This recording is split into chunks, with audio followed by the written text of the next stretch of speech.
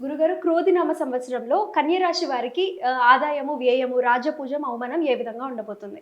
క్రోధీనామ సంవత్సరంలో కన్యారాశి వారికి కనుక చూసుకున్నట్లయితే హ్మ్. ఫస్ట్ ఆఫ్ ఆల్ కన్యారాశిలో ప్రజెంట్ కేతు సంచారం జరుగుతుందమ్మా. హ్మ్. సర్వసాధారణంగా ఏంటంటే ఈ కేతు సంచారం జరిగేటప్పుడు కొంచెం అంటే బాగా మేనేజబుల్ పీపుల్ కన్యారాశి వారు వీరికి కొంచెం ఏదో తెలియని ఆటంకాలు జరుగుతుంటాయి. బట్ మీరు ఇప్పుడు అడిగిన ఆదాయము వ్యయంగానే తీసుకున్నట్లయితే హ్మ్. 5 అంటే సేమ్ చూపిస్తుంది. ఆదాయం 5, వ్యయం 5, రాజ్యపూజ్యం 5, అవమానం 2. హ్మ్. సో ఇక్కడ వచ్చి ఎంత వస్తుందో అంత ఖర్చు చూపిస్తుంది. సో మనం ఇక్కడ దీన్ని పెంచుకోవడం ఎట్లాగా అంటే ఆదాయం పెంచుకోవాలంటే మీరు ఎక్కువగా అమ్మవారి ఆరాధన, అందులో ముఖ్యంగా లలితా సహస్రనామాల్లో హ్మ్. ఓం సంపత్కరీ సమారూఢ సింధుర వ్రజ సేవితాయే నమః అనే నామస్మరణ చేయడం అనేటువంటిది మంచి ఫలితాలు. ఓకే. అయితే ఇక్కడ రాజ్యపూజ అవమానం విషయంలో మాత్రం 5, 2 ఉంది కాబట్టి నో ప్రాబ్లం. మిగతా గ్రహస్థితి ఎట్లా ఉంది ఏమిటి అంటే మే వరకు ఫైనాన్స్ స్థానాన్ని గురువు చూస్తున్నాడు కాబట్టి నో నీడ్ టు వరీ. హ్మ్. కాకపోతే లగ్నంలో కేతువు యొక్క సంచారం ఉన్నందుకు కొంచెం ఏంటంటే తెలియని ఒక వైరాగ్యం, అబ్బా ఇవన్నీ ఏం చేస్తాంలే నాకు వెక్స్ అయిపోయిన ఇట్లాంటివి కలుగుతూ ఉంటాయి. అందుకని కాస్త గణపతి ఆరాధన చేసుకుంటే ఇవి తగ్గుతాయి. ఓకే. మే 1వ తేదీ నుంచి గురువు ఎప్పుడైతే మారుతున్నాడో వీళ్ళకి దీనివల్ల ఏం జరుగుతుంది అంటే కొత్తగా ఏదైనా అగ్రిమెంట్స్, కొత్త పనులు ప్రారంభించడానికి చాలా అనుకూలంగా ఉంది చెప్పాలంటే. హ్మ్. అలాగే మే 1 నుంచి ఏదైనా ప్రాపర్టీస్ మూలంగా ధనయోగం రావడము ఇవి కూడా చూపిస్తున్నాయి. కాకపోతే వీరికి ఏంటంటే 6వ స్థానంలో శని ఉండడం అనేటువంటిది సహజంగా 6th హౌస్ సాటర్న్ అనేటువంటిది మంచిది. అంటే ఏమిటి దేనికి మంచిది అంటే మనం చూడండి ఒక్కోసారి మనం ఒక పని ప్రారంభిస్తాము. As it is exactly result రాదు. మనం ఎంత కష్టపడ్డామో అంత కష్టానికి ఈక్వల్గా రిజల్ట్ వచ్చేది 6లో శని ఉన్నప్పుడే. హుహు. సో కన్యారాశి వారికి ఈ రకంగా 6లో శని అనేటువంటిది ఈ ఫలితం ఇస్తుంది. ఓకే. అది. ఇక మరొక విషయం ఏంటంటే ఇక్కడ దీంతో పాటు ఈ శని సంచారంతో పాటు ఇక్కడ మనకి గురువుని కూడా తీసుకుంటాం. గురువుని, రాహువుని కూడా తీసుకుంటాం. కాబట్టి సప్తమ స్థానంలో రాహు ఉన్నాడు. సో రాహు ఉన్నప్పుడు ఏదైనా ఒక చూడండి వివాహ సంబంధించిన నిర్ణయాలు, వివాహ సంబంధించిన విషయాలన్నీ కూడా వీళ్ళకి ఏంటంటే దూర ప్రాంతం నుంచి ఎక్కువగా మే నుంచి దూర ప్రాంత సంబంధాలే కుదురుతాయి. దగ్గరగా కుదరాలంటే కుదరవు. అది కూడా మదర్ ఇన్వాల్వ్మెంట్, విదేశాల్లో ఉండే వాళ్ళ యొక్క ఇన్వాల్వ్మెంట్ వల్ల వీళ్ళకి తొందరగా కుదిరేటువంటి ఆస్కారం కనిపిస్తుంది వివాహ సంబంధాల విషయాలు. ఓకే. ఓకే. అయితే ఇక్కడ శని 6లో ఉన్నందుకు శత్రువుపై జయాన్ని హ్మ్. ఇటువంటివి చూపిస్తున్నాయి. అదేవిధంగా ఇష్టపడిన వారిని వివాహం చేసుకోవడం, విదేశాల్లో ఉన్న వాళ్ళని ఎవరైనా ఇష్టపడడం, తద్వారా వాళ్ళ ద్వారా వాళ్ళకి వివాహం అవ్వడము, సేమ్ దీంట్లో కాకుండా కొంచెం వేరే దీంట్లో వాళ్ళతో వివాహం అవ్వడం అనేటువంటి చాలా స్పష్టంగా చూపిస్తుంది. అలాగే మే మాసం వరకు కూడా గ్రోత్ ఉంది. వేటి విషయాల్లో గ్రోత్ ఉంది అంటే మన వ్యాపారాల్లో గ్రోత్ అనేటువంటి చాలా స్పష్టంగా చూపిస్తుంది వీరికి మే మాసం వరకు. అదేవిధంగా ఇక్కడ రాశిలో ఉన్నటువంటి కేతువు యొక్క ప్రభావం గురువు మే నుంచి చూడడం వల్ల కొంత తగ్గుతుంది. అదేవిధంగా దూర ప్రాంతాలకు వెళ్ళి ఉద్యోగాలు చేయడానికి, జీవిత భాగస్వామిని విదేశాలకు పంపించడానికి చేసే ప్రయత్నం ఫలిస్తుంది ఈ సంవత్సరంలో. అయితే వీళ్ళు ఎక్కువగా ఏంటంటే దుర్గా ఆరాధన కానీ, వెంకటేశ్వర స్వామి ఆరాధన కానీ, గోవుకి బెల్లం తినిపించడం కానీ, రాహుకాలంలో దీపం వెలిగించడం అనేటువంటిది మంచి ఫలితాలు ఇస్తుంది వీరికి. గురుగారు ఈ క్రోధినామ సంవత్సరంలో దేశవ్యాప్తంగా ఏ విధంగా ఉండబోతుందంటారు? తప్పకుండా అమ్మ. అయితే ఇది క్రోధినామ సంవత్సరం రాకముందు నుంచే ప్రారంభమైంది. మనం ఆల్రెడీ జనవరిలో కూడా ప్రిడిక్ట్ చేశాము. ఫిబ్రవరి నుంచి కొన్ని బాంబు పేలుళ్ళు కానీ, గొడవలు కానీ, అల్లర్లు కానీ, ముఖ్యంగా మనకి నీటిలో ప్రయాణించే వాళ్ళకి ఇబ్బందులు కానీ ఉంటాయని. అయితే ఇప్పుడు నెక్స్ట్ ఇంకా ఈ క్రోధినామ సంవత్సరం ఆల్మోస్ట్ మే వరకు కూడా స్టార్టింగ్లో ఏంటంటే అసలు ఊహించనటువంటి మార్పులు, కొంచెం సైనికులకి, రక్షణ వ్యవస్థలకి, అదేవిధంగా అంటే కొంత రాజులు ఏంటంటే క్రోధినామ సంవత్సరానికి అధిపతి కుజుడయ్యాడమ్మ. కుజుడు అంటే ఏంటంటే ఫైటింగ్కి కారకుడు. ఎవరి జన్మజాతకంలో ఉన్న కుజుడు బలంగా ఉన్నాడు అనుకోండి, వాళ్ళు ఫైటింగ్ చేయడానికి బాగా ఇష్టపడతారు. అంటే కయ్యానికి కాలు దూతూ ఉంటారు. ఎప్పుడైతే రాజు కుజుడయ్యాడో ఎక్కువ యుద్ధ వాతావరణానికి దారితీస్తుంటుంది. ఇప్పుడు మన ఇండియన్స్ రకరకాల దేశాల్లో కూడా ఉంటారు. వాళ్ళు ఎటువంటి ఇబ్బంది పడకుండా ఉండాలంటే ముఖ్యంగా కాలభైరవ అష్టకం చేసుకోవాలి. మ్యాక్సిమం వీలైనంత మటుకు కొంచెం ధాన్యం నిలువ పెట్టుకోవడం ఈ క్రోధినామ సంవత్సరం. ఎందుకంటే యుద్ధ వాతావరణం వచ్చినప్పుడు ఎప్పుడు ఎలా ఉంటుందో తెలియదు సిచ్యువేషన్స్.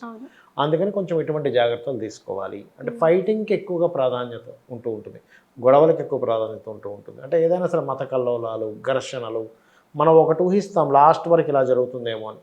ఇప్పుడు ఎలక్షన్ సంబంధించిన విషయంలో కూడా ఒకటి కంప్లీట్ ఇంక ఇది ఫిక్స్ అనుకున్నది కాస్త కంప్లీట్ రివర్స్ అయిపోతుంది. అటువంటి సిచ్యువేషన్స్ వస్తాయి క్రోధినామ సంవత్సరంలో. కాబట్టి ఒకటే, కుజుడు అధిపతి అయ్యాడు కాబట్టి సుబ్రహ్మణ్యేశ్వర స్వామిని ఆరాధించడం, అందరూ నరసింహస్వామిని ఆరాధించడము, వరాహమూర్తిని ఆరాధించడము, అదేవిధంగా కాలభైరవుని ఆరాధించడము, ఇవి పర్టికులర్గా సామాన్య ప్రజలకు ఎటువంటి ఇబ్బంది కలగకుండా ఉండేలా చేస్తుంది. ఇది ఆల్రెడీ జనవరి ఫిబ్రవరి నుంచే స్టార్ట్ అయింది దీని ప్రభావం. క్రోధినామ సంవత్సరంలో ఇంకాస్త ఇటువంటి ప్రభావం ఎక్కువగా ఉంటుంది. ఇది ఎవరైతే చేసుకుంటారో వీళ్ళకి ఇబ్బంది అనేటువంటిది 1% కూడా ఉండదు. ఓకే గురుగారు, మరి అలాగే డేట్ ఆఫ్ బర్త్ తెలియని వాళ్ళు చాలా మంది ఉంటారు. అవును, వాళ్ళకి రాశి తెలీదు, నక్షత్రం తెలీదు, ఏమీ తెలీదు. మరి అలాంటి వాళ్ళు ఈ క్రోధినామ సంవత్సరంలో తీసుకోవాల్సిన జాగ్రత్తలు ఏ విధంగా ఉండాలి? ముఖ్యంగా 4 జాగ్రత్తలు తీసుకోవాలమ్మా ఈ క్రోధినామ సంవత్సరం. నాకు రాశి నక్షత్రము ఏమీ తెలియదండి, కానీ నా జీవితం బాగుండాలి. ఎవరికైనా ఇదే కదా కావాలి. రాశి నక్షత్రం తెలిసినా తెలపైనా జీవితం బాగుండాలి, అంతే కదా. వాళ్ళు పడ్డ కష్టానికి ఫలితం రావాలి, మోసపోకూడదు, బాగుండాలని కోరుకుంటారు కదా. ఒకటే గుర్తుపెట్టుకోండి, పాయింట్ నెంబర్ 1, మీరు ఏ రాశి అయినా, మీరు ఏ పని ప్రారంభించేటప్పుడైనా 2 మంత్రాలు చెప్తాను. ఒకటి ఓం నమో నారాయణాయ, ఓం మహాగణాధిపతయే నమః అని చెప్పి చేసుకున్నట్లయితే మీరు ఏ పని ప్రారంభిస్తున్నా క్రోధినామ సంవత్సరంలో అద్భుతంగా ఉంటుంది. రెండవది ఏమిటి అంటే గుర్తుపెట్టుకోండి, దీంతోపాటు జాబ్ సంబంధించిన వ్యాపార సంబంధించిన విషయాలు క్రోధినామ సంవత్సరంలో మే వరకు కొంచెం జాగ్రత్తగా ఉండాలి. వారు ఏ రాశి వారైనా, ఏ నక్షత్రం వారైనా. క్రోధినామ సంవత్సరంలో ముఖ్యంగా ఏంటంటే విదేశీ సంబంధించిన వాటికి అందరికీ కూడా ఎక్కువ స్కోప్స్ పెరుగుతాయి ఈ క్రోధినామ సంవత్సరం. ఎందుకంటే న్యాచురల్ మీన రాశిలో రాహు ఉన్నాడు కాబట్టి అదొకటి బాగా ఉంది. అయితే విదేశాలకు వెళ్ళాలి అనేటువంటి ఇది కొంచెం యోగం ఉన్న ఈ క్రోధినామ సంవత్సరం మీన రాశిలో రాహు సంచరిస్తున్నాడు కాబట్టి తొందరగా అనుగ్రహిస్తుంది. అలాంటి వారు డైలీ 2 times హనుమాన్ చాలీసా చేసుకున్నట్లయితే తొందరగా యోగం అనేటువంటిది పడుతుంది. మంగళ బుధవారాలు అప్పులు జోలికి వెళ్ళొద్దు క్రోధినామ సంవత్సరంలో ఎవరైనా కానీ, ఎందుకంటే బుధరాశుల్లో కేతు ఉన్నాడు కాబట్టి. ఓకే, అదేవిధంగా ఈ క్రోధినామ సంవత్సరంలో ఉద్యోగ సంబంధించిన విషయాలు గురువారం రోజు తొందరగా ఫలితాన్ని ఇస్తాయి ఈ క్రోధినామ సంవత్సరంలో. ఈ జాగ్రత్తలు తీసుకుంటూ అందరికీ కూడా ఒకటే ఏంటంటే, ఇప్పుడు జన్మ నక్షత్రము రాశి తెలుస్తేనేమో నేను ఫలానా దేవతని ప్రార్థించాలి అని ఉంటుంది. కానీ మనకు శాస్త్రంలో ఏముందంటే సూర్య భగవానుల్లోనే అందరూ ఉంటారు. గణపతి అంటే ఆ సకల దేవతలు ఉంటారు, అమ్మవారు ఉంటుంది, ఈశ్వరుడు ఉంటాడు, విష్ణువు ఉంటారు, గంధర్వులు ఉంటారు, యక్షులు ఉంటారు, అప్సరసులు ఉంటారు, పితృదేవతలు ఉంటారని చెప్తుంది శాస్త్రం. అందుకని చక్కగా నీరు తీసుకొని సూర్య భగవానుని చూస్తూ నీలో ఉన్న గణపతికి, నీలో ఉన్న సకల దేవతలకి, నీలో ఉన్నటువంటి గంధర్వులకి, నీలో ఉన్న సప్త ఋషులకి, విష్ణువుకి, శివుడికి అందరికీ సమర్పిస్తున్నాను నమస్కరించుకుంటే సకల దేవతల అనుగ్రహం లభిస్తుంది, జన్మ నక్షత్రం రాశి తెలియకపోయినా కూడా. మరి గురుగారు, ఈ రాశి ఫలాలు మాత్రమే చూసుకోవాలంటారా? ఇది కాకుండా పర్సనల్గా ఇంకేమైనా చూసుకోవాలంటారా? ఒకటేనమ్మా, ఈ రాశి ఫలాలు ఇవన్నీ కూడా ఏంటంటే మీకు బయటున్న వాతావరణం, బయటున్న మార్కెట్, బయటున్న సిచ్యువేషన్ లాంటిది. జన్మజాతకం అనేటువంటిది మనం చేసుకున్న కర్మ బట్టి వచ్చే రిజల్ట్ లాంటిది. అంటే మనం ఒక ఎగ్జామ్ రాసాం, ఆ ఎగ్జామ్ రిజల్ట్ అనేది ఒకటి ఉంటుంది కదా, అలా పాస్ట్ లైఫ్లో చేసిన కర్మ ఈ యొక్క జన్మలో ఎలా ఉందని చెప్పేది మన జన్మజాతకం. ఇందులో మీ లగ్నాన్ని బట్టి మీ స్ట్రెంత్ ఏంటి, మీ ధనాధిపతి బట్టి ఉన్న స్ట్రెంత్ని బట్టి మీకు ఏ రంగంలో డబ్బులు వస్తాయి, మీ థర్డ్ హౌస్ని బట్టి మీ సిబ్లింగ్స్తో ఉండే కమ్యూనికేషన్స్, లేకపోతే మీరు ఎప్పుడు ప్రయత్నం చేస్తే బాగుంటుంది, మీ 4th హౌస్ని బట్టి మీరు ఏ డైరెక్షన్లో ఇల్లు కొనుక్కుంటే బాగుంటుంది, మీరు ఎప్పుడు ఇల్లు కొనుక్కుంటే బాగుంటుంది, మీరు ఎలాంటి వాహనం కొనుక్కుంటే బాగుంటుంది, ఎప్పుడు వాహనం కొనుక్కుంటారు, ఎప్పుడు వాహనం కొనుక్కోకూడదు. అలాగే మీ 5th హౌస్ని బట్టి మీ సంతానం గురించి, మీ 6th హౌస్ని బట్టి మీ డైలీ లైఫ్లో ఎందుకు ఇబ్బంది పడుతున్నారు, ఇబ్బంది పడకుండా ఉండాలంటే ఏం చేయాలి, మీరు ఏ ఉపాసన చేయాలి. అలాగే 7th హౌస్ని బట్టి మీ యొక్క జీవిత భాగస్వామి, 8th హౌస్ని బట్టి మీ టర్నింగ్ పాయింట్స్, 9th హౌస్ని బట్టి మీ హైయర్ ఎడ్యుకేషన్, 10th హౌస్ని బట్టి మీకు మీ ప్రొఫెషన్లో ఏ ప్రొఫెషన్లో అయితే మీకు బాగా గ్రోత్ ఉంటుంది, మీరు ఉద్యోగం చేస్తే బాగుంటుందా, ఇక్కడైతే బాగుంటుందా, విదేశాల్లో బాగుంటుందా, వ్యాపారం చేస్తే బాగుంటుందా అనేది 11th హౌస్, ఇన్వెస్ట్మెంట్స్ ఎప్పుడు చేయాలి, విదేశాలకు వెళ్తే బాగుంటుంది అనేది 12th హౌస్ అనేటువంటివి ఉంటాయి. అయితే మీకు సందేహం కలవచ్చు, ఏమండి మరి ఇవన్నీ మన జన్మజాతకంలో ఉంటే మనం ఈ రాశి ఫలాలు, ఉగాది ఫలాలు ఎందుకు చెప్పుకుంటున్నాం? సింపుల్ అమ్మా. ఇప్పుడు మనం ఈ ఎగ్జాంపుల్ నేను ఇక్కడ నుంచి స్టూడియోకి రావాలి, ఎర్లీ మార్నింగ్ 7 o'clock అయితే హాఫ్ అన్ అవర్లో వచ్చేస్తాను నేను సికింద్రాబాద్ నుంచి ఇక్కడికి. కానీ పీక్ టైంలో అయితే 1.5 hours పడుతుంది.